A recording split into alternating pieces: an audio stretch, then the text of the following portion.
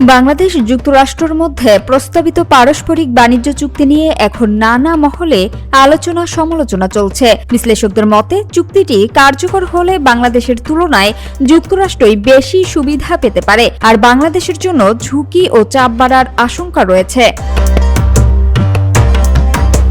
চুক্তির শর্ত অনুযায়ী বাংলাদেশকে যুক্তরাষ্ট্র থেকে নির্দিষ্ট পরিমাণ পণ্য যেমন গম, সয়াবিন, জ্বালানি, বিমান এবং সামরিক সরঞ্জাম নিয়মিত কিনতে হবে।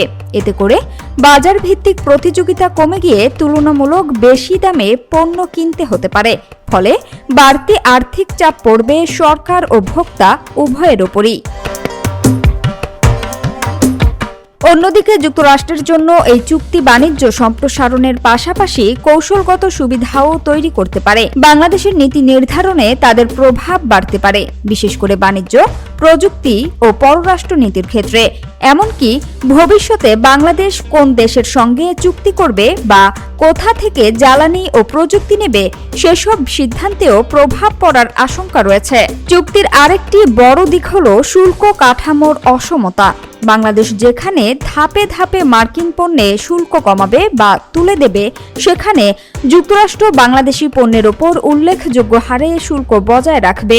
এতে রপ্তানিতে প্রতিযোগিতা কমে যেতে পারে, বিশেষ করে পোশাক খাতে। এছাড়া মেধাস্বত্ব, ভর্তুকি এবং আন্তর্জাতিক নিয়ম মেনে চলার বাধ্যবাধকতাও বাংলাদেশের নীতিগত স্বাধীনতাকে সীমিত করতে পারে। বিশেষজ্ঞদের মতে এসব শর্ত দীর্ঘমেয়াদী কৃষি, ওষুধ এবং শিল্প খাতে নেতিবাচক প্রভাব ফেলতে পারে। সব মিলিয়ে বিশ্লেষকদের ধারণা, এই চুক্তি থেকে বাংলাদেশের সম্ভাব্য লাভ তুলনামূলক কম হলেও ঝুঁকি ও ক্ষতির পরিমাণ বেশি হতে পারে।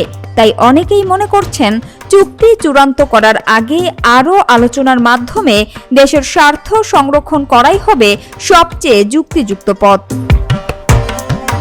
সামিয়া সুলতানা, ঢাকা ওয়াচ।